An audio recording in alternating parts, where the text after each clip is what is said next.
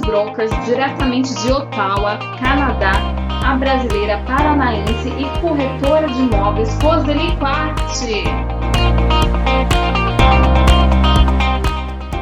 Bom dia! Bom dia, Roseli! Tudo bem? Como é que eu chamo você? Evelyn ou Tedesca? Olha, eu sempre digo para os clientes que tanto faz, mas eu escuto mais Tedesca do que Evelyn, sabia? Então tá bom, obrigada pelo convite. Imagina, obrigada eu por você ter aceitado esse convite. Eu quero começar esse ano a fazer uma playlist com corretores internacionais, que eu vou chamar de Pod Brokers, inovar um pouquinho, né, o canal para ir aumentando e tudo mais. Seja bem-vinda, certo? Eu queria saber, de onde que você é aqui do Brasil, Roseli? Eu sou do Paraná, né? Antes do Paraná, 10 anos antes de vir para o Canadá, eu estava morando em Curitiba. Eu tinha uma imobiliária em Curitiba, perto da rua 24 horas. Então você já era corretora no Brasil e foi para o Canadá e continuou sendo corretora? Não, eu era corretora no Brasil, aí é um estresse, corretor de imóvel, não é fácil, eu tinha minha própria companhia de property management, e quando eu vim para o Canadá, eu conheci meu marido no Brasil e resolvi vir para o Canadá. E aí eu vendi a minha companhia para minha sócia e fui ser mãe. Era o meu sonho ser mãe, então me dediquei durante 7 anos. Eu tive um home daycare, aqui você tem como se fosse uma creche na sua casa. E eu tive isso por 7 anos, e só que nesse período eu já tenho imóveis de investimento no Brasil. Eu comecei a comprar imóveis de investimento aqui também no Canadá. Então eu nunca deixei de trabalhar com real estate. Ele fala real estate, né? Com imóveis. Quando eu falo real estate, é imóveis, tá, gente? Às vezes dá um nó na cabeça, tá 17 anos que eu tô aqui no Canadá, então às vezes eu falo mais inglês que português no dia a dia, praticamente. Então seus clientes são a maior parte de canadenses estrangeiros, ou são brasileiros também? Não, pior que não, porque... Não, é que como eu faço parte de muitos treinamentos, porque a vida de um corretor de imóveis é a vida inteira, você tem que estar fazendo treinamento, tem que estar se atualizando, o mercado muda cada dia. Depois que veio o Covid, mudou o mercado, então você tem que estar sempre se atualizando, e isso é em inglês, eu não faço em português. Mas 99% dos meus clientes são brasileiros. O meu time que trabalha comigo, todo mundo só fala português e inglês, é claro. Inglês, né? Mas eles são brasileiros que moram aí no Canadá ou eles são investidores brasileiros que querem investir no Canadá? Não, são pessoas que já moram aqui no Canadá. Já moram aqui. Já moro aqui no Canadá, que o Canadá é mais complicado para você comprar um imóvel morando fora do Brasil, não é tão fácil assim, você tem que estar presente aqui no país, principalmente você vai fazer uma mortgage, vou entrar com a mortgage, quer dizer o financiamento do imóvel, tem que estar morando aqui no país, tem que ter um bom valor para dar o down payment, né? Que seria uma entrada do valor do imóvel, então tem que estar morando aqui no Canadá. E todos os... pode falar. Engraçado, porque aqui no Brasil, se alguém estiver aí querendo comprar um imóvel aqui, a gente consegue vender online. Ele assina tudo digitalmente. Ele é brasileiro, né? Ele é brasileiro, ele não é canadense. O canadense não fica o sistema. Da mesma forma, se eu tiver algum canadense que está aí no Brasil e quer comprar uma casa aqui, normal. É o mesmo processo, porque ele já é canadense. Ele não tem que passar por todo o setor de imigração, de imposto de renda, esse tipo de coisa. Sim. Então, é por isso que não fica tão fácil. Eu também compro imóvel no Brasil. Eu sou brasileira, então, para mim... Né? E hoje você tem a sua empresa ou você é associado a outra empresa? Ó, essa aqui é a Keller Williams Integrity Realty. Aqui no Canadá é assim, você não é, por exemplo, eu não tenho a minha própria imobiliária. Eu tenho a minha própria imobiliária, mas eu tenho que ser afiliada a uma grande companhia. Então, depois de algum tempo, se eu quiser montar minha própria companhia, sem ser afiliada com uma grande brokerage, que a gente fala, uma imobiliária grande, aqui nós temos a Keller Williams, Remax, a outra Royal LePage, são grandes companhias onde você se associa, você vai fazer entrevista e ver qual que você gosta mais, qual que se identifica mais com você. E comigo, quem mais me identificou foi a Keller Williams, por causa da cultura deles, que é primeiro Deus, família e trabalho. E um ajudando o outro, entendeu? É o corretor de imóveis em primeiro lugar, não é a companhia em primeiro lugar.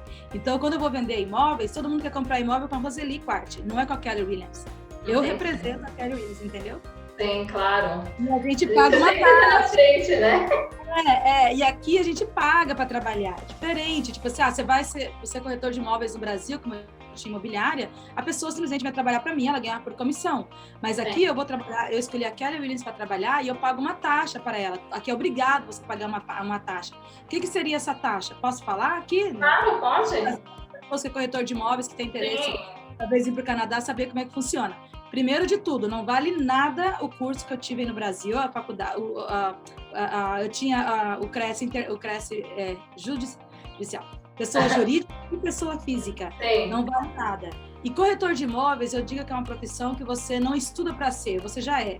Você só está adquirindo conhecimento para trabalhar na área que você ama. Você tem que amar o trabalho, senão você não vai vencer. Você não vai conseguir, porque é muita dedicação.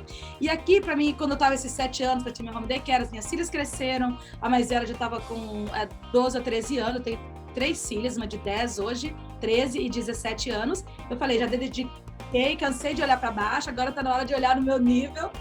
Vamos fazer esse curso, fazer toda a faculdade de novo, fui para college de novo, para poder tirar a minha licença aqui no Canadá. E qual que é o prazo do curso? Olha, o prazo são 2 anos e meio, você tem que terminar tudo. Então, são blocos. Você tem... Eu tirei há 2 anos e meio, eu estava tão ansiosa para voltar a trabalhar e ajudar as pessoas a comprarem o imóvel deles, que eu tirei em 1 ano. Eu estudava de manhã, acordava às 5 da manhã para estudar, à noite eu estudava o tempo todo, não ia em festa, não ia em nada, para poder conseguir terminar meu curso em 1 ano, 1 ano e meio. Eu terminei 1 ano antes do prazo. Para poder acelerar. Você pode acelerar esse processo. Então, eu tirei e depois, aí você vai se afiliar a uma corretora. Então, a gente paga mensal, a gente paga para trabalhar, tipo, em torno de $150 por mês, mais as taxas do board, né, que é da Ottawa Real Estate Board, da Associação dos Corretores de Imóveis. Você paga, tipo, dá mais ou menos em torno de uns $1.500 por ano. Então, seria o CRES, a anuidade do CRES. Isso, aqui seria o REV. E depois você tem mais a imobiliária, que você tem que pagar, tipo, no meu caso, a Keller Williams, eu amei essa companhia pelo fato que eu pago $15 mil por ano. Como que eu pago esses $15 mil? É descontar de cada comissão que eu faço 30% desse valor, até completar o valor de 15 mil. E pago mais 3 mil para poder usar, porque Keller Williams é um nome internacional que vem dos Estados Unidos, a gente paga 3 mil para poder usar o nome dela. Então, são um total de $18 mil que vai sendo descontado 30% de cada comissão que eu faço até completar esse valor. No primeiro ano, é claro que eu não cheguei a completar esse valor, né? Foi menos, mas foi descontando 30% até que completasse. Quando eu completo os $15 mil, aí eu começo a ganhar 100% da minha comissão, uma vez que eu pago esses 15 mil. Então, no primeiro ano, demorou 1 ano. No segundo ano, foi 6 meses. No terceiro ano, eu paguei em 3 meses. Entendi. E essas comissões são iguais aqui no Brasil, 6%? Que o povo fala aqui ou não? Não, começou um tempo atrás com 6%, mas hoje ficou entre 5% e 4,5%, onde é 2,5% para mim e 2,5% para quem traz o comprador. Aqui a gente trabalha como cooperativa, não é assim, se eu estou vendendo a casa, estou listando a casa, por exemplo, e alguém quer comprar essa casa, eu dificilmente vou querer atender aquela pessoa. Eu vou indicar um outro colega da minha companhia para poder atender aquela pessoa, para não dar conflito de interesse. Isso aqui é muito importante aqui no Canadá. Quando você indica alguém, até, por exemplo, eu indico um pintor, eu indico alguém, não tem aquela coisa de dar uma comissão para você me indicar. Aqui nós indicamos porque a gente gosta do trabalho da pessoa, porque um cliente gostou do trabalho deles e indicou, a gente trabalha como um time, né? Então, o advogado é a mesma coisa, eu vou indicar o advogado porque um cliente gostou. Então, a gente indica porque gostou do trabalho, não é porque está ganhando comissão por fora, que é proibido isso.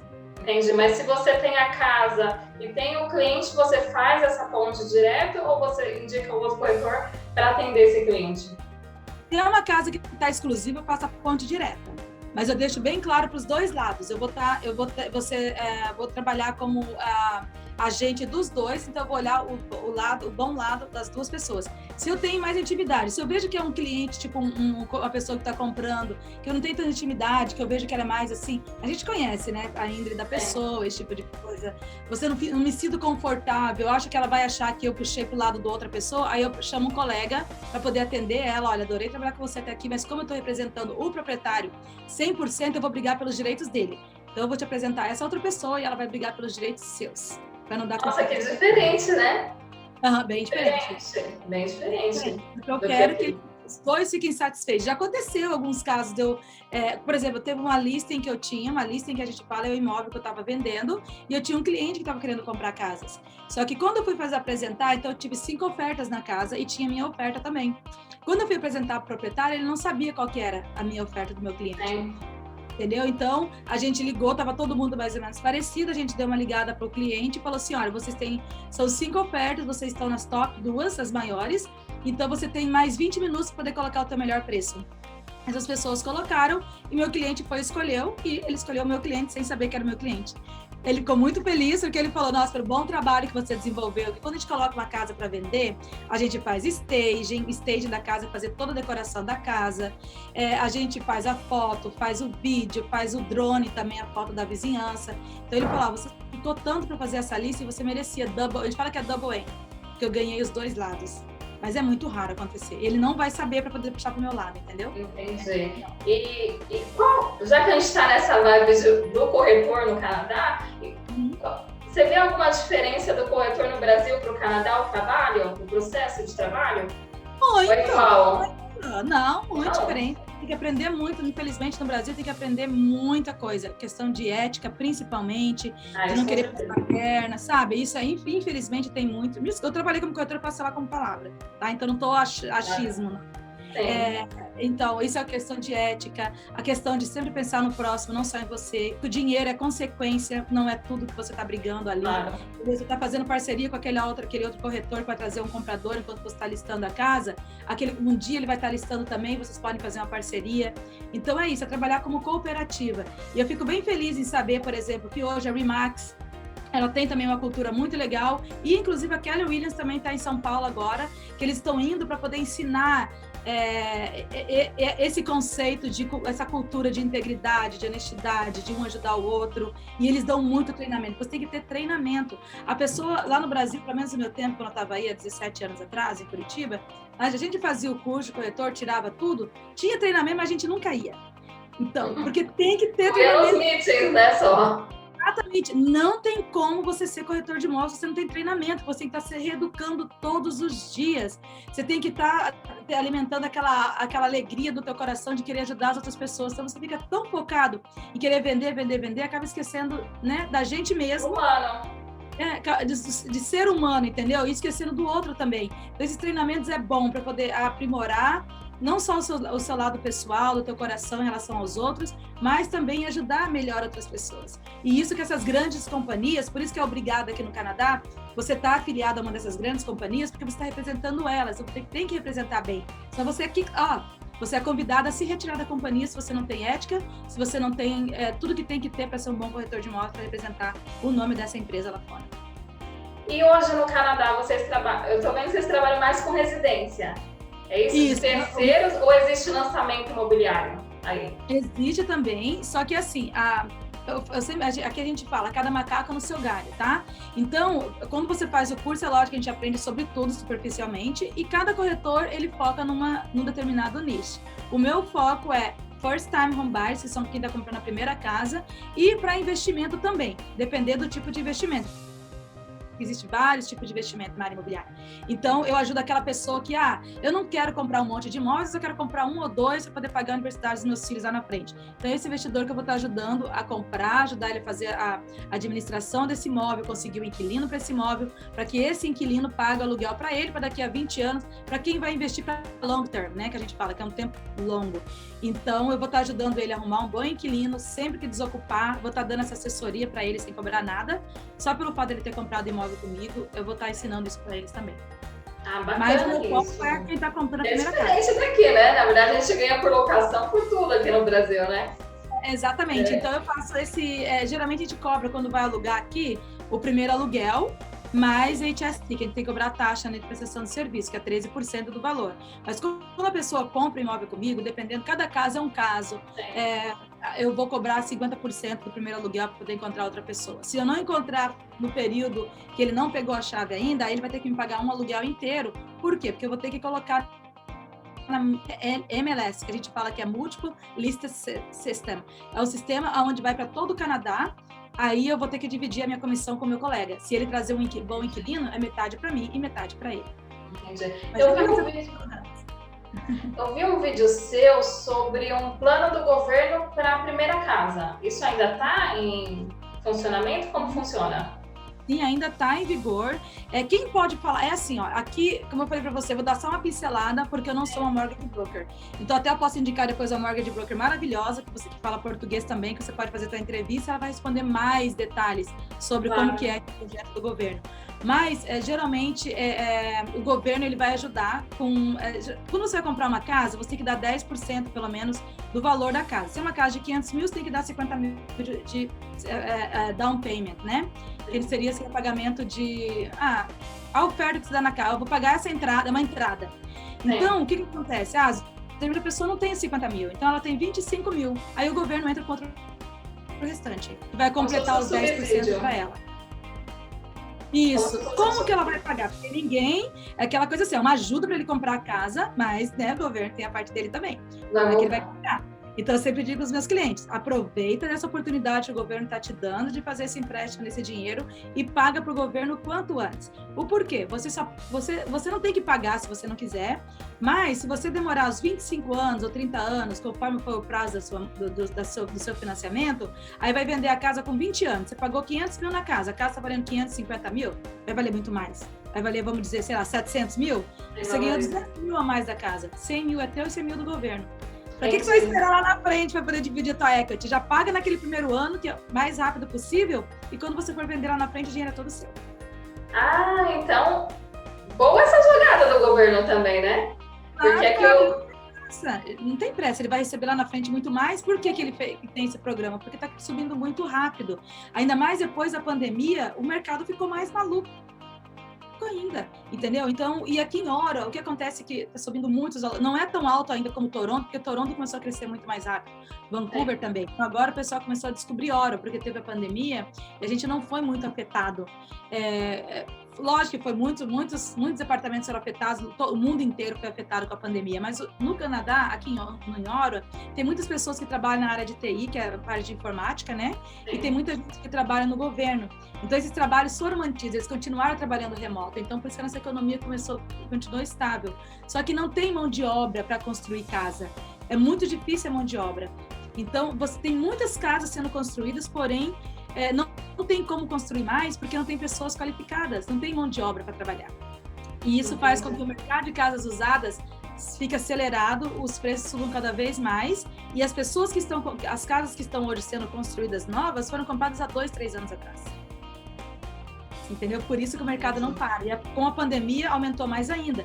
Por quê? Tinha muita gente que estava morando no centro, morava no apartamentinho de um quarto, o casal, né, de um quarto, bem tranquilo. O que aconteceu? Teve que trabalhar de casa e estava dando super briga, porque os dois tendo reunião de trabalho o dia inteiro, trabalhando remoto, era impossível. Então o povo começou a vir para o interior, né? Nem interior, vir para os bairros, né? Vir para os bairros. Quantos quilômetros de distância? Exatamente, não dá. Se a gente quiser manter o casamento, a gente tem que comprar uma casa, cada um fica no seu escritório, cada um no seu quarto. Então, isso aumentou muito a busca nos bairros, né? Na região de Oro, que tem vários bairros super familiares aqui, tipo a região de Kanata, Barrhaven, Orleans, Stittsville. São bairros que o pessoal gosta de morar porque ele é mais distante do centro e eles oferecem tudo. A gente não tem que estar indo para o centro. Aqui é muito independente, a gente tem supermercados, tem tudo. Vai para o centro, para o Canada Day ou para passear. E outros restaurantes diferentes, entendeu? Sim. Aqui no Brasil aconteceu bem parecido, viu? Na pandemia, os apartamentos, o pessoal no apartamento não gostava muito, teve até terreno que a gente vendeu antes da pandemia por uns 300 mil, hoje está 900. Todo mundo quer migrar para a casa, ninguém quer mais morar em apartamento. Exatamente, por exemplo, quem comprou casa logo que começou a pandemia, pagava numa townhome. Townhome é um sobrado geminado, tá? Tem vários, 5, vamos dizer, um do lado do outro, assim. Pagou, tipo, 500 mil, tá? O preço de uma townhome. Isso foi em 2020, né? Hoje, essa mesma casa está valendo 730, 740 mil. É muito dinheiro você fazendo em equity. Aí você fala assim, mas Oso, como é que eu uso esse dinheiro? Por exemplo, esse cliente que comprou essa townhome que pagou 500 mil e ele decide, Rosa, eu quero comprar uma casa maior agora. Então o governo, ele vai no banco e vai falar, olha, eu paguei 500 mil nessa casa, já paguei 40 mil dela, né, com o parcelamento do financiamento dela, e isso aqui hoje, essa casa, ela vale 740 mil. Aí o banco fala, então beleza, você deu 100 mil de down payment, né, de entrada, pagou 40 mil, você tem 140 mil. Porém, essa casa subiu 230 mil a mais. Então, desses 230 mil a mais que a casa vale, eu vou te prestar mais 150 mil. aí você consegue comprar uma casa mais cara, aí você já começa a ir para a casa dos seus sonhos. Entendi, o upgrade. Isso, upgrade. Então aqui eu sempre brinco com as pessoas, então tem que reeducar muitos brasileiros, porque a gente gosta de coisas boas.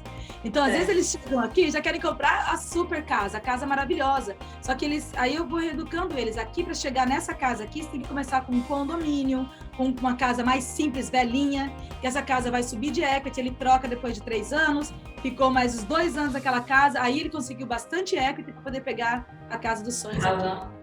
É uma base, é tipo uma pirâmide, começa pela base até chegar no topo da pirâmide. Entendi. E o sistema de financiamento, eu vi que vocês têm o Credit Score também. Ele funciona da mesma forma que o Brasil, não? De o cara ser um bom pagador, e aí vai aumentando o crédito dele, ou não? Exatamente. Aqui você pode ter o dinheiro que for. Se você for precisar de financiamento para o banco, se você tiver um credit score ruim, ninguém vai te dar empréstimo. Você vai ter que pegar um Lender B. Lender B é como se fosse uma pessoa privada que vai te emprestar dinheiro muito mais caro. Vamos dizer, você vai pagar 2% para o banco no ano, você vai pegar alguém, não, é mal pagador, tem dinheiro, mas é mal pagador. Exemplo, tá? Então, beleza. Ou não é nem que porque é mal pagador, se a pessoa passou por uma situação de doença na família e deu prioridade de pagar hospital, remédio, não pagou conta por 1 ano. A credit score dele foi lá embaixo. Aqui tem que ter no mínimo 680, 700. Foi lá para 300 e pouco, mas não é porque ele é mal pagador, ele passou por uma situação terrível. E agora ele tem um dinheiro que ele quer comprar uma casa nova. Então, ele vai ter pessoas que vão prestar dinheiro, só que não vai ser, por exemplo, um banco grande. Por exemplo, Scotiabank, CIBC, RBC, bancos grandes, renomados. Vai ser uma pessoa privada, por exemplo, eu tenho dinheiro, eu vou prestar para aquela pessoa, só que em vez de 2%, ela vai ter que me pagar 10% no ano, 5% no ano. Nossa, porque ainda... Hoje é em torno de 2%, 2,5% no ano. Gente. Porque ainda, mesmo eles pegando o juro, pegando de uma pessoa que é privada, com mal, né, sendo, vamos dizer, não mal pagador, que não tem bom credit score, ou que não tem um emprego fixo, que é um self-employed, que não consegue comprovar rendimento, mas tem dinheiro, ele vai para um Lender B, que vai ser essas pessoas que vão emprestar dinheiro privado e vai ser um juro mais alto, às vezes 5%, 7% no ano, que ainda é muito mais baixo que no Brasil. Nossa, muito mais baixo que o Brasil. Esses 2% aqui seria um luxo no Brasil. Exatamente. Por isso que aqui, quando você vê assim, alguém falando, porque eu tenho casa no Canadá, porque não sei o quê, deve tudo. Ninguém paga. Não é que ninguém paga, ninguém quer pagar tudo. Por que você vai pagar uma dívida que é 2% ao ano se você coloca para qualquer investimento no mutual funds ou você investe no outro imóvel, você vai ganhar 5% no ano? Então o pessoal vai pagando a parcela, devagarinho, entendeu? Ninguém tem interesse em quitar logo a mortgage. E o financiamento normalmente vai até quantos anos aí? Depende da idade. 25 anos, depende mais ou menos, por exemplo, assim, eu vou ficar confortável com a prestação de $1.800 por mês. Aí ele fala, não, coloca para 30 anos, sei lá, 25 anos, não lembro agora se está indo até 30 anos ou não. Mas ele vai falar assim, para 25 anos eu consigo 1.500 a prestação. Então vou fazer 25 anos, fica mais tranquilo para mim. Então você sempre vai poder negociar com o seu banco. E daí, aqui quando você vai comprar uma casa, agora mudando o assunto de como fazer para comprar uma casa, posso? Sim. Claro, a gente tá aqui pra isso, né? A gente quer saber como compra e se a gente for morar no Canadá. Exatamente. Então aqui, o corretor de imóveis, na verdade, é só a segunda pessoa que a pessoa tem que vir atrás. Primeira pessoa que ela tem que procurar é um mortgage broker, ou falar com o banco. Quando você fala com o banco, ele é uma pessoa que está emprestando dinheiro. Por exemplo, no Scotiabank, ele é o Scotiabank que vai emprestar dinheiro. Tem conta lá, ele vai emprestar o dinheiro tanto. Quando você vai no mortgage broker, ele tem acesso a 20 bancos. E cada pessoa, a cada casa é diferente. Então não adianta ir lá no Google, preencher os seus dados lá, ele vai dizer que vai te dar tanto de mortgage com tanto de juro. Isso não existe, porque ali ele generalizou. E cada caso é um caso. Eu tenho dinheiro no Brasil, eu não tenho dinheiro no Brasil, isso e aquilo. Então o mortgage broker vai analisar o teu caso e ele vai conseguir achar o melhor banco para atender a sua necessidade, o teu caso. Então o mortgage broker tem 10, vamos dizer, 20, 40 bancos. Quando você vai no banco, é um banco só. Então, seria como correspondente bancário aqui. Exatamente. Então, eu aconselho sempre as pessoas, procure um mortgage broker, porque ele vai ver o teu caso, ele vai parar com você, sentar com você, e ele só vai colocar comida no prato do filho dele se você fechar a mortgage com ele. Então, ele vai fazer de tudo para conseguir o melhor rate, a melhor pessoa para poder te ajudar. entendeu? E isso é muito legal, assim, porque aí você tem que ter tratamento exclusivo, não é que nem no banco. Lógico, tem bancos e tem gerentes, mas nem todo mundo às vezes tem essa boa vontade, entendeu? Que você tem exatamente um determinado tipo de cliente que tem que ir checando, checkmark. Com o mortgage broker, você não checou isso daqui, mas tem esse banco que pode pegar você por causa disso. Entendeu? Então, a gente também tem mortgage brokers, a pessoa não conhece, a gente indica alguém que vai poder ajudar para trabalhar como um time, entendeu? Então, é assim que funciona. Deixa eu te perguntar, quando a gente procura esse correspondente bancário no Canadá, digamos assim, não vou falar inglês porque meu inglês é péssimo. Correspondente bancário, isso. Quando você procura o correspondente bancário, que seria esse mortgage broker, né, o responsável pelo financiamento, ele vai, você tá pronto, você sabe, eu tenho, sei lá, 50 mil dólares guardado, eu tô com um emprego legal, já passou a minha fase de 3 meses de experiência, eu tô com o visto de work permit, aqui você já pode comprar uma casa com visto visto de trabalho. Sim. Não precisa esperar o permanente residente chegar, o cartão. Com visto de trabalho, você já consegue comprar uma casa. Então, você já está aqui, vamos dizer, há 1 ano, tem um trabalho legal, tem um dinheirinho guardado, mesmo se o dinheiro está no Brasil, você vai trazer aqui, o dinheiro para comprar a casa aqui tem que estar pelo menos 3 meses aqui no Canadá. Você sabe que vai trazer aquele dinheiro para cá, então é hora de você conversar com o mortgage broker. E ele vai te ajudar a fazer todo o processo. Olha, agora você vai ter que esperar pelo menos mais 2 meses para começar a comprar casa, porque você tem que trazer aquele dinheiro do Brasil, ou tem que regularizar essa situação, ou aumentar um pouquinho mais o seu credit score. Aí ele vai voltar de novo a aplicar, ou ele já aplicou, deu tudo certo, aí o mortgage broker vai falar assim, olha, depois de analisar, né, toda a sua documentação, você pode comprar uma casa até 800 mil. Aí é onde eu vou entrar. Aí ele vai ligar para mim. É onde vai falar, ser Exatamente. Aí ele vai me dar uma carta dizendo que o correspondente bancário falou que ele pode comprar a casa até 800 mil. Aí é onde eu entro. Entendi. E aí ele procura essa pré-aprovação com o banco primeiro para emitir essa carta para o cliente ir atrás de você. Isso, ou o banco ou um correspondente imobiliário privado. Nossa, isso seria ótimo se os clientes fizessem aqui no Brasil. Porque normalmente eles procuram o corretor primeiro e depois a gente vai até o correspondente bancário para ver se aprova ele ainda. Né? Se ele fizesse o caminho inverso, ia ser ótimo.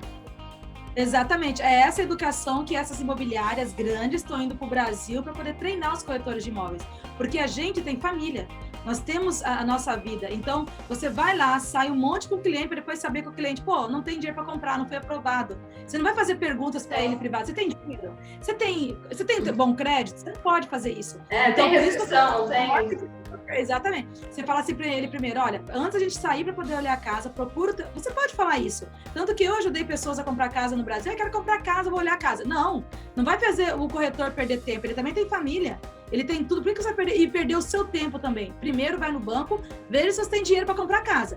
Se o banco falar, você pode comprar casa, aí você vai pegar alguém para te ajudar. Porque se você achar a casa que você ama, aí você ainda vai falar com o banco, dormiu, perdeu. Outro foi e comprou que está mais preparado que você. Eu falo que é uma guerra onde você tem que estar com todas as suas armas prontas. Se você deixar para poder calibrar suas armas na hora, perdeu. Entendeu? Então tem que entrar para ganhar já. Não para poder saber se vai dar certo. E depois que eles te procuram, qual que é o processo? Aí eles procuram fazer um documento de exclusividade, porque aqui a gente só trabalha com documento de exclusividade. Uma vez que eu sou a corretora dele representando ele, é eu que vou ajudar ele. E eu só trabalho com clientes que assinam o documento de exclusividade, porque eu sei que ele realmente quer comprar e ele sabe que eu realmente vou me dedicar para poder ajudar a achar e encontrar a casa. E nós vamos visitar algumas casas, geralmente com 1 semana ou 2 semanas. Tem cliente que num dia já vai lá e consegue comprar a casa. E a gente vai participar de Bid War. Infelizmente não tem imóvel suficiente aqui. E a gente, por exemplo, vê uma casa que vale 500 mil, uma pessoa que é aprovada por 700 mil, por exemplo. A gente vai visitar a casa de 550 mil. Para ele conseguir dar uma oferta de 700 mil para poder pegar a casa. Entendeu? Porque aqui funciona igual a oferta. Já aqui a gente estipulou o preço e esse preço tá menos, né? Que normalmente tem os descontos aqui. Mas teve, por exemplo, uma época, 4 anos atrás, que era assim, você conseguia negociar, que a gente fala que é o buyer's market, que é o mercado de quem está comprando a casa. Porque tinha tanta casa para vender, aí você conseguia chegar lá e falar assim, eu compro a sua casa, mas vai ter que diminuir uns 10 mil dólares. Você conseguia negociar. Só que agora não tem casa. Você vai chegar assim e falar, pelo amor de Deus, eu te dou todo esse dinheiro, mas vende a sua casa. Entende? Igual as séries, né, que tem aí dos corretores. É exatamente aquilo ali. Igualzinho, né?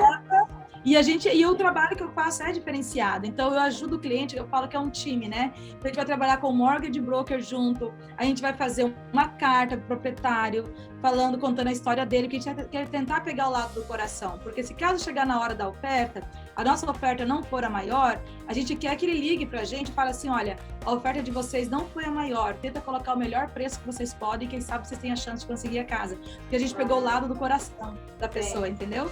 E eu ainda faço um vídeo ainda falando do meu cliente, praticamente implorando pelo meu cliente, entendeu?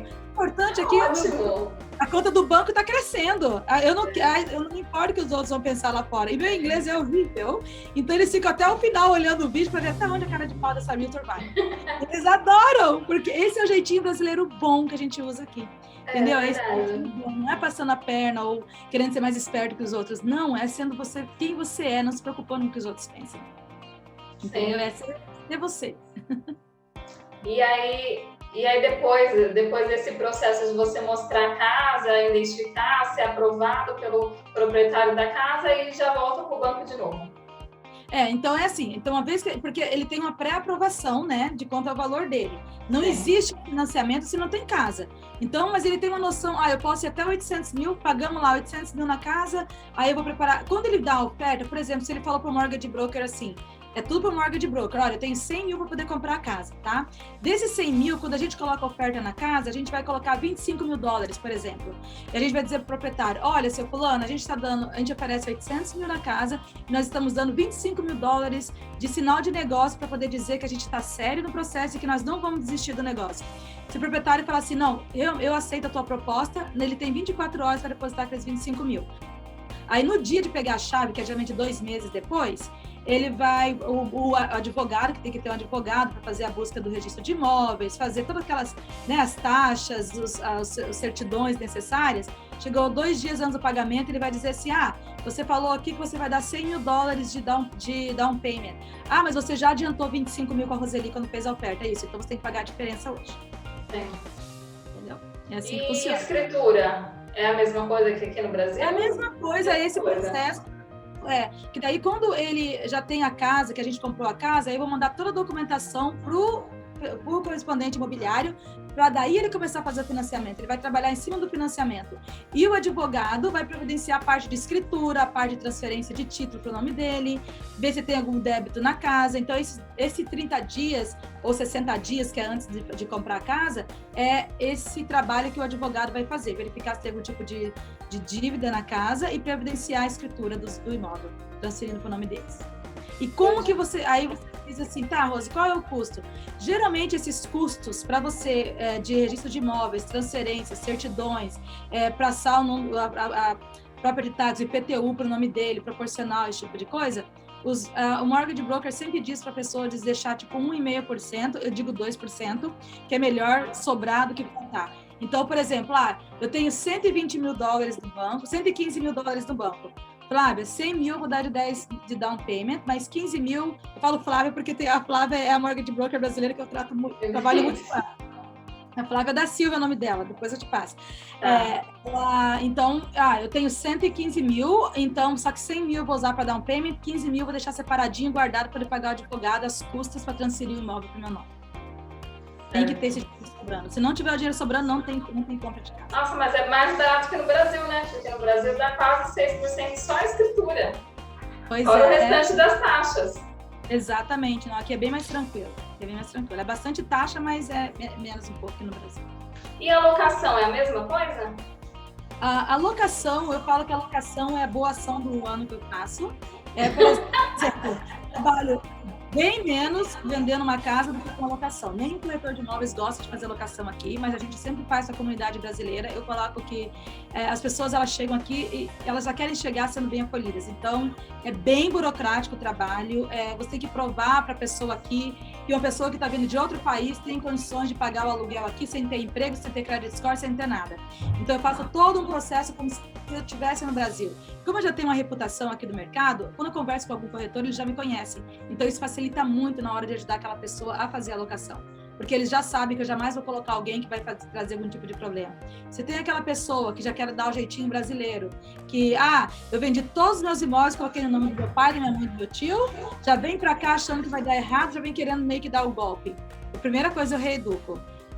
E tem muita gente tedesca, olha, você fica surpresa a quantidade de gente que já vem achando que vai dar errado. E vai dar errado, já começa fazendo tudo errado. Entendeu? Por quê?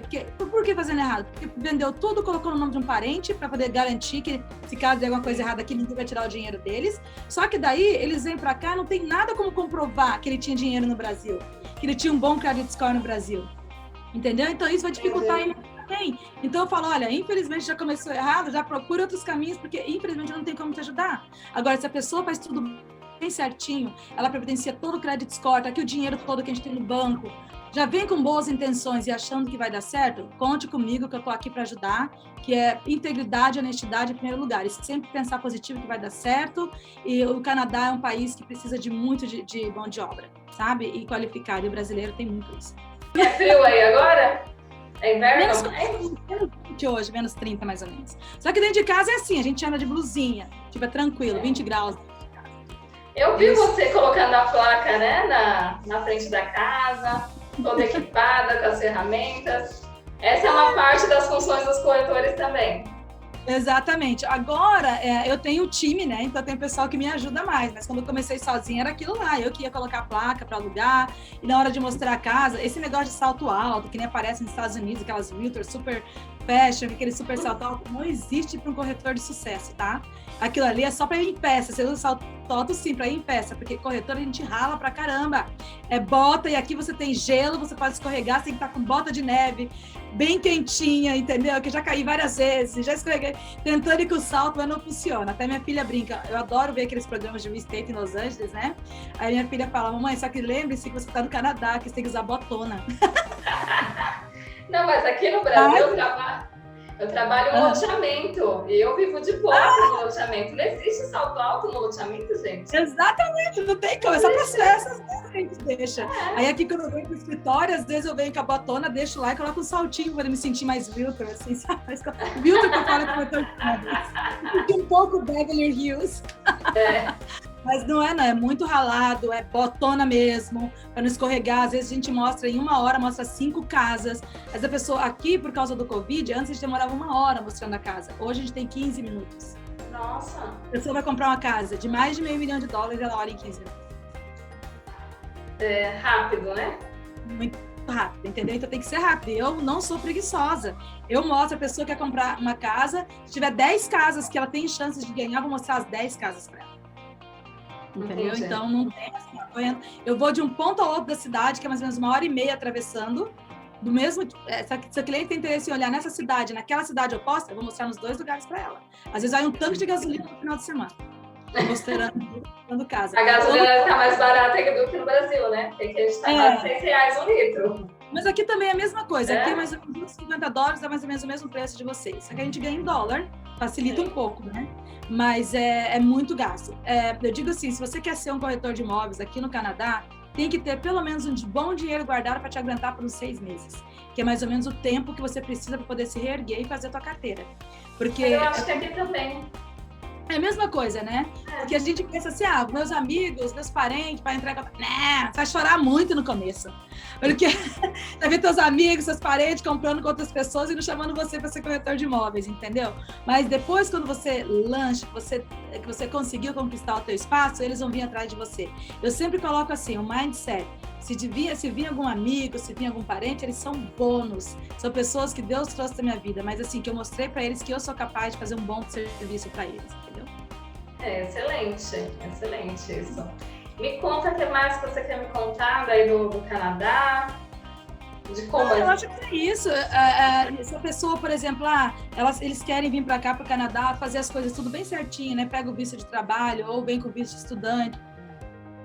Eu vou ajudar no processo de alugar casa. E se de repente no meio do ano não deu certo alguma coisa, não tem problema, a gente realuga a casa para outra pessoa, passa para outra pessoa.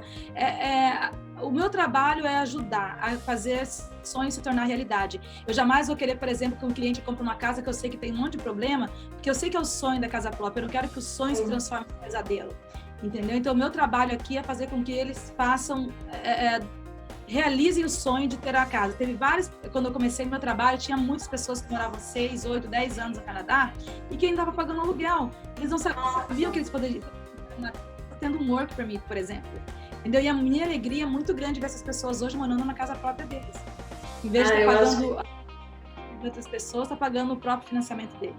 Não, gratificante isso. É uma alegria muito grande. Cada vez que a gente consegue ganhar um imóvel, consegue aluguel para um cliente, é uma alegria muito grande. É todo dia a mesma coisa, mas sempre diferente. Cada casa é um caso. Então a gente nunca fica entediado, que serviço chato, nunca. Todo dia é sempre diferente, entendeu? Isso é gratificante. Bacana. Não, uma coisa bem interessante, você nunca achar que você está muito velho para você fazer o teu trabalho. Que nem eu pensei, 40 anos, vou estar para fazer universidade, fazer college, né, que no caso é não, vou lá, tá. Aí eu teve várias pessoas, nossa, mas tem 3.300 realtors em hora, meu Deus, é muita gente, não sei o que. Eu falei, mas não tem ninguém que nem eu. Não tem ninguém que nem eu, entendeu? Você tem que achar o máximo mesmo e batalhar, porque não tem ninguém que nem você, por exemplo, como você. E hoje, esse ano, nós temos 3.300 mil aqui em Oro, eu tô no número 37 que mais vende.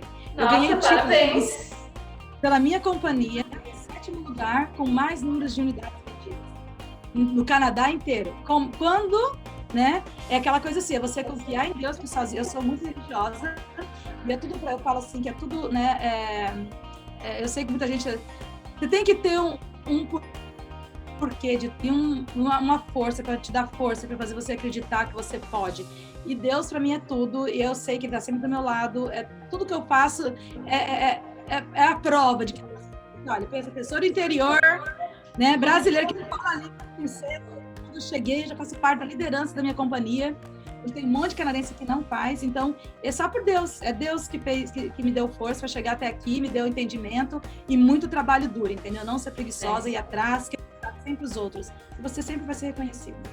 Com certeza, Roseli. Olha, muito prazer te conhecer. Toda a galera do Canadá que estiver procurando casa, procure Roseli Quart, não é? A gente vai deixar tudo aqui no link, na bio, tudo. Isso, deixa assim. Eu conheço muitos agentes também maravilhosos, corretores maravilhosos na região de Toronto. Se você está com medo de ir para lá, não conhece ninguém, né? Você vai para Toronto, não conhece ninguém em Toronto, me indica alguém bem bacana, vou te indicar alguém bem bacana. E quando a gente faz essa indicação, aí a gente ganha uma comissão. Tá, gente? Legal. É 20. Não é? É aquela cooperativa. Aí você fala assim, olha, além de você me contactar, Rosa, eu tô indo para Toronto, tem alguém legal para me te indicar? Tem essa pessoa. Quando a gente indica um cliente para um outro corretor, isso significa que, nossa, Rose, muito obrigada por confiar no meu trabalho. Eu vou tratar esse cliente como se fosse o meu melhor cliente, entendeu? Porque ele quer que eu mande mais clientes. E ainda a gente vai me dar uma parte da comissão, que é em torno, tipo assim, lógico, é 5%, vamos dizer que seja $10.000 que ele vai ganhar de comissão, 2.500 ele vai me dar pelo fato de eu ter passado essa pessoa para ele, para ter ajudado. E essa pessoa vai ser muito bem tratada também. E todo mundo ganha. Ele manda de lá para cá, eu de cá para lá. Por aí vai, né? Faz essa corrente, né? Que não existe tanto. Existe um pouco aqui no Brasil, sim. A gente tem o trabalho de parceria, tem o pessoal que também não é ético, mas... né? Existe. Aqui também tem. Eu queria comentar uma coisa que é bem interessante para você ver a diferença de preços de imóveis de acordo com as cidades. Por exemplo, a média mais ou menos de preço de casa para first time home buyers, quem está comprando a primeira casa na região de Toronto, é em torno de $1.200.000. Uau! $700.000. É muito dinheiro ainda, porém, tá vendo a diferença entre uma cidade e outra? Então, assim, Ottawa agora está começando a ser descoberta, porém, isso que eu digo, quanto antes a pessoa dá o primeiro passo de comprar a primeira casa, logo também vai estar nesse patamar, está subindo muito rápido. Há 2 anos atrás era 400 mil preço média. 3 anos atrás. Olha o quanto que isso pode chegar perto de 1 milhão logo. Então, tem um ditado japonês que diz que a melhor época para plantar uma árvore foi há 20 anos atrás. Mas se não plantou, o melhor dia é hoje. Então, não deixe de dar o primeiro passo para o sonho da casa própria, né? Claro, tem que dar o primeiro passo. E normalmente o que mais vende em Ottawa é casa. O que o pessoal... Eu foquei na parte residencial. Tem corretores de imóveis que gostam de trabalhar mais com imóveis de múltiplas unidades, né, com várias casas. Outros que gostam na área comercial. Então, eu foquei na parte de ajudar as pessoas a comprarem a casa própria. O meu foco, eu falo assim, que Deus me colocou né, para ser quem eu sou hoje, para tirar as pessoas do aluguel. Eu quero que o brasileiro conquiste o Canadá, não deixando os canadenses ricos, mas a gente comprando a nossa casa e nós sermos donos do nosso próprio negócio, ser donos de outros imóveis de investimento e ajudar outras pessoas, entendeu? Nós somos capazes. E esse é meu foco, tirar o povo do aluguel. Todo mundo comprar casa própria. Mas você toma mão de obra, né? Exato, é mínimo, assim, é ser humilde, começar por baixo e chegar lá em cima. Todo mundo, tem médico, tem pessoas super graduadas trabalhando na área de construção, trabalhando limpando casa, para pegar a experiência canadense, para conseguir renovar a licença deles aqui no Canadá, porque muitas licenças têm que ser renovadas, como eu tive que tirar toda a minha licença. Eles não aceitaram aqui no Canadá, mas a maioria das pessoas chegam aqui super bem qualificadas e tem que ser humilde, começar a trabalhar no Walmart, começar a trabalhar no Tim Hortons, porque o governo quer saber se você é um bom trabalhador, e dependendo do lugar que você esteja trabalhando, tem um bom crédito, isso vai ajudar você a subir aqui na empresa, vai subir aqui no Canadá e ter direito a um financiamento. E como que eu começo a construir meu crédito? Posso falar um pouquinho sobre isso, que eu acho que é bem interessante? Lógico que sim. Então, olha, para começar construindo crédito, quando você vai alugar uma casa, já coloca por exemplo, a conta da luz, o nome do marido, a conta da água no nome da esposa, e já paga sempre em dia. Se pagar um dia atrasado, diminui o credit score. E conta bancária, gente, eu sei que no Brasil a gente costuma muito ter conta bancária conjunta. Aqui no Canadá, o casamento é unido e conta bancária divorciadas. Totalmente divorciadas. Ele tem que ter a conta dele, o teu cartão de crédito, o cartão de crédito dele. Porque se você tem a conta conjunta e se um dia, Deus livre, acontecer alguma coisa de vocês se separarem, o que acontece? Muitas mulheres ficam totalmente sem conseguir ir para frente, porque elas ficaram a vida toda na sombra do marido e não conseguiram fazer um credit score para elas. Então é difícil conseguir o aluguel, é difícil conseguir tudo. E o banco, quando você vai comprar a casa, não é só nesse caso. Quando você vai comprar a casa, o banco vai olhar o credit score do casal. Se você tem conta conjunta e tem um cartão de crédito conjunto com o teu marido, você não tem credit score nenhum. Então você vai aliado só no dele, que vai dificultar mais a sua vida. A vida do casal em conseguir comprar essa casa juntos. Então, assim, você vai no Walmart, você faz um cartão de crédito no Walmart. Você vai no Costco, que são os mercados grandes aqui.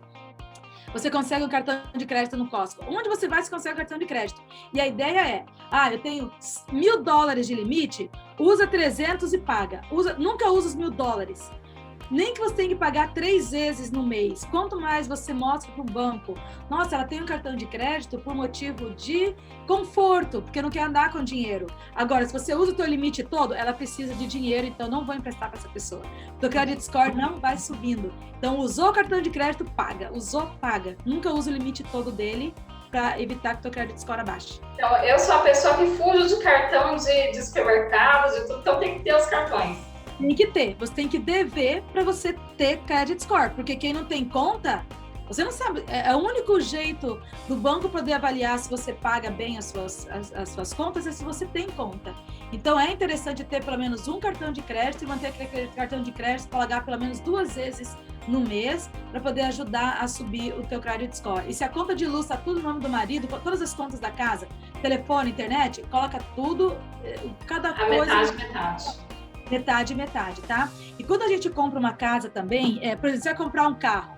Se chega aqui, não vai comprar uma BMW. É barato comprar uma BMW? É mais do que comprar no Brasil?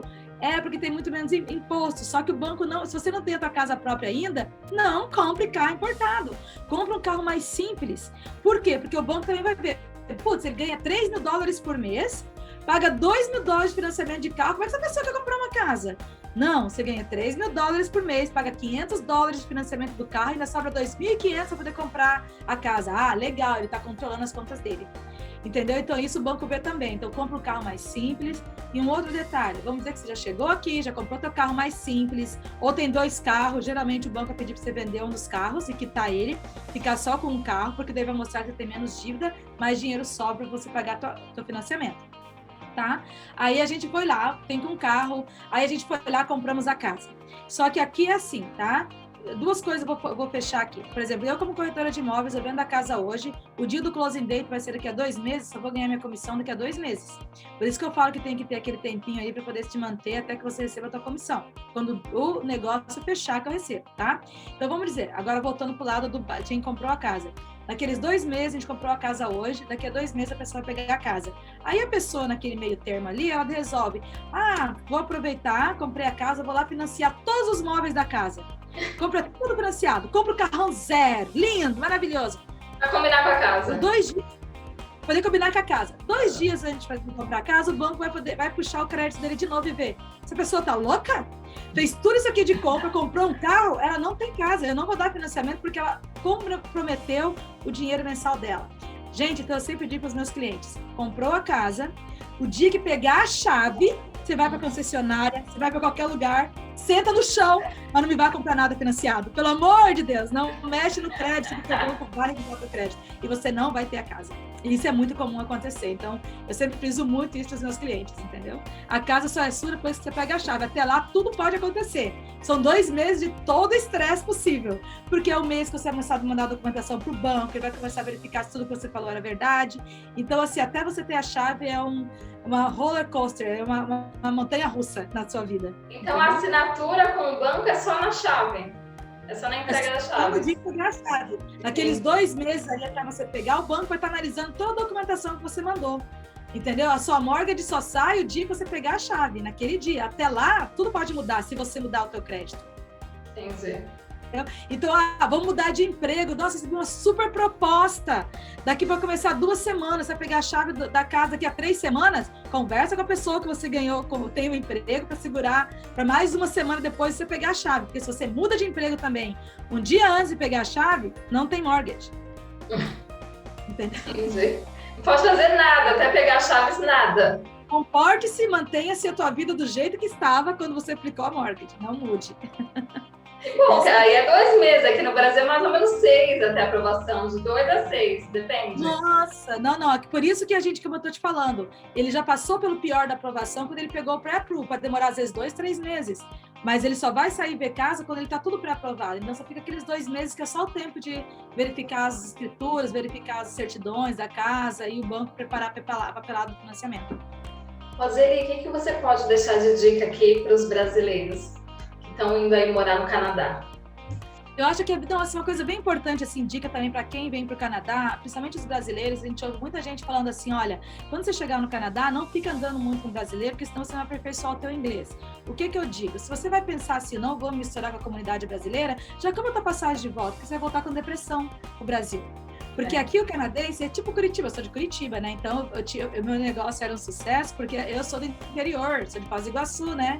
Então, o pessoal do interior... é cidade maravilhosa. Então, todo mundo assim, é muito... O curitibano, ele é mais fechado, e o canadense tem muito estilo do curitibano. Então, eles são pessoas maravilhosas, só que eles não estão chamando você para casa deles, não vem na tua casa, se eles vêm horário marcado, hora de chegar, hora de ir embora. Então, a pessoa não é bem longe da nossa cultura. Então, o que eu digo para as pessoas? Vem sim, se introduza na comunidade brasileira, tem os barracos brasileiros, coisa de louco. Mas a gente fica com a nossa cultura acesa, a gente está se mantendo vivo. E se você vai para uma escola de inglês, aí sim eu te digo, se tem alguém que fala português naquela escola, procura falar para ele, olha, para o nosso próprio bem, vamos se envolver com outras pessoas que não sejam brasileiras. Porque daí você é obrigado a forçar o inglês a poder aprender. Sim. Mas nada impede que você fora dali se encontre com aquela pessoa. Claro. Entendeu? Mas na escola de inglês, da vida, né?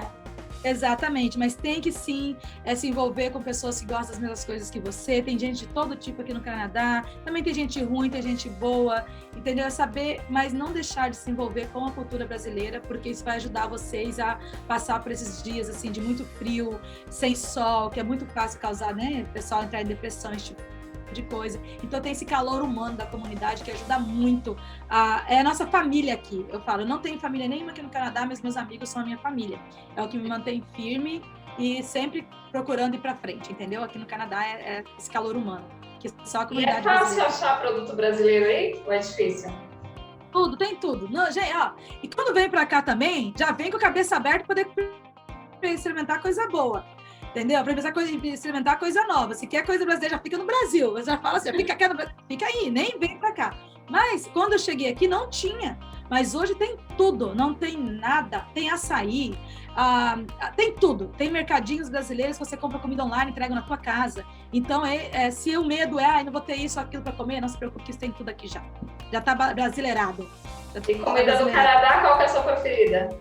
Eu adoro poutine, que é a batata frita com um molho de carne, assim, meio... É uma comida meio que veio de Montreal, que é a batata frita com um molho por cima, melequento de carne, assim, que é aquela resto da carne que eles fazem um fubazinho, eu não sei como é que faz, que é um molho da poutine, um caldo grosso que eles jogam por cima da batata frita. Meu Deus, com queijo, aquele queijo trançado que a gente tem no Brasil, joga por cima, assim.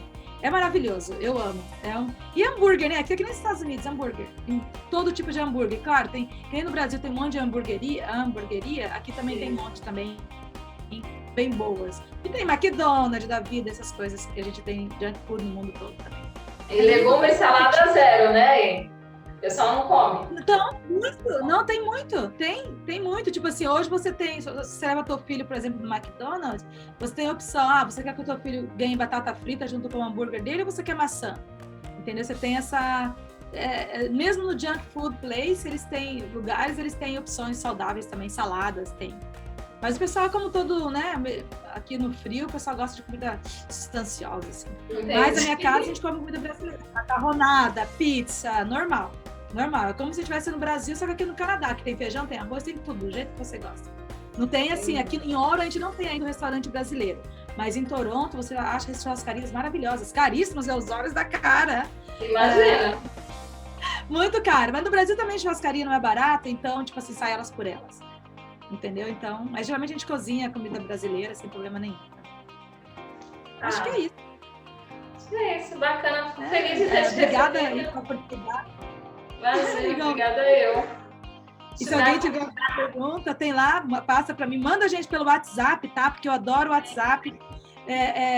Ali eu respondo rapidinho, tem os meus grupos ali, podem mandar a informação, ela vai passar os meus dados. E você precisa responder qualquer pergunta, fiquem à vontade.